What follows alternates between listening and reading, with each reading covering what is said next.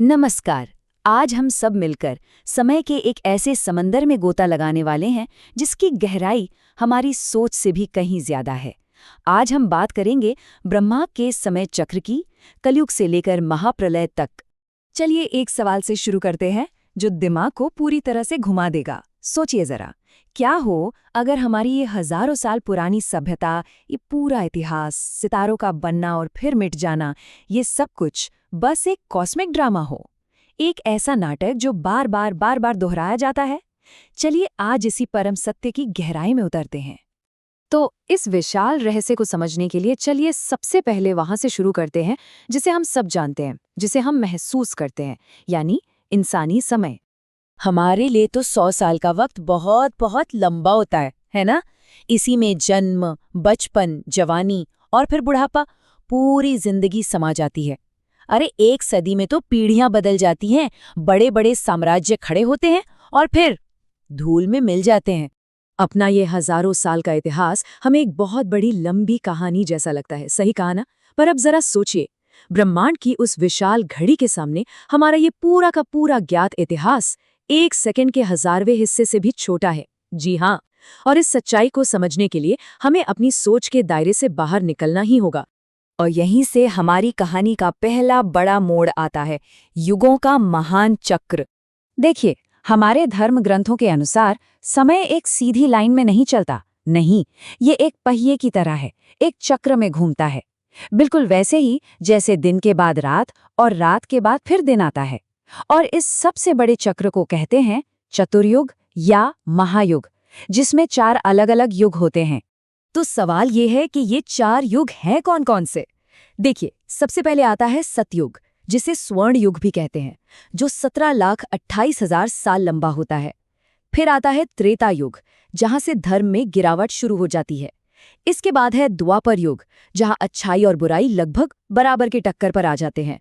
और फिर सबसे आखिर में आता है कलयुग, यानी हमारा युग, जिसमें हम अभी जी रहे हैं, जहां अधर्म सबसे ज्यादा होता है। और जब इन चारों युगों की अवधियों को हम जोड़ते हैं तो बनता है एक महायुग, यानी पूरे 43,20,000 साल। ये चक्र हमेशा से चलता आ रहा है और चलता रहेगा। लेकिन रुकिए, कहानी यही खत्म नहीं होती। असली रहस्य तो अब शुरू होने वाला है। तो चलिए अब देखते हैं कि समय का ये पैमाना कैसे और भी कहीं ज्यादा विशाल हो जाता है। जरा सोचकर देखिए, 43,20,000 साल का वो चक्र एक बार नहीं, 2 बार नहीं, बल्कि पूरे 1000 बार घूमता है। तो जब ऐसे 1000 महायुग पूरे होते हैं, तब जाकर इस पूरे ब्रह्मांड के रचयिता भगवान ब्रह्मा का सिर्फ एक दिन पूरा होता है। हाँ, आपने सही सुना, सिर्फ एक दिन। और इसी एक दिन को कल्प भी कहते हैं। मतलब ये हुआ कि ब्रह्मा का एक दिन हमारे 4 अरब 32 करोड़ सालों के बराबर है। क्या इस संख्या की विशालता को हम सोच भी सकते हैं? और यहाँ पर एक बहुत ही हैरान कर देने वाली बात सामने आती है।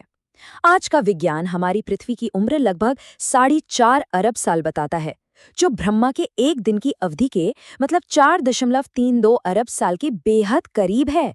अब ये सिर्फ एक इत्तेफाक है या फिर हमारे प्राचीन ग्रंथों में वाकई कोई गहरा ज्ञान छिपा है? अच्छा, दिन है तो रात भी होगी। तो जब ब्रह्मा का दिन खत्म होता है तब क्या होता है? तब आती है उनकी रात, जो उतनी ही लंबी होती है, यानी 4 अरब 32 करोड़ साल की। और इसी रात में होता है नैमित्तिक प्रलय। ये एक तरह का आंशिक विनाश है। इसमें तीनों लोक, भूलोक, भुवरलोक और स्वर्गलोक सब विनाश की आग में जलकर भस्म हो जाते हैं और आखिर में सब कुछ जलमग्न हो जाता है। लेकिन ये भी अंत नहीं है। ये तो ब्रह्मा का सिर्फ एक दिन और एक रात की कहानी थी। अब हम बात करेंगे अंतिम और संपूर्ण विनाश की, यानी महाप्रलय की। देखिए, ब्रह्मा की आयु 100 दिव्य वर्षों की मानी गई है। और जब उनके ये 100 साल पूरे होते हैं, जो हमारे हिसाब से बनते हैं 311 खरब 40 अरब साल, तब जाकर उनका जीवन काल समाप्त होता है। ये एक ऐसी संख्या है जिसे हमारा दिमाग शायद ठीक से प्रोसेस भी नहीं कर सकता। और ठीक इसी पर आता है महाप्रलय। ये अंतिम संहार है जिसे स्वयं भगवान शिव करते हैं। इसमें 14 के 14 लोक, सारे ग्रह, सारी आकाश गंगाएं, सब कुछ, हर चीज अपने मूल तत्व में वापस मिल जाती है। यहाँ तक कि सृष्टि के रचयिता स्वयं ब्रह्मा भी उस परम तत्व में विलीन हो जाते हैं। तो फिर सवाल घूमकर वहीं आ जाता है, अगर ब्रह्मा भी नहीं रहते तो फिर आखिर में बचता कौन है? और यहीं पर समय का सबसे बड़ा और सबसे हैरान कर देने वाला पैमाना हमारे सामने आता है।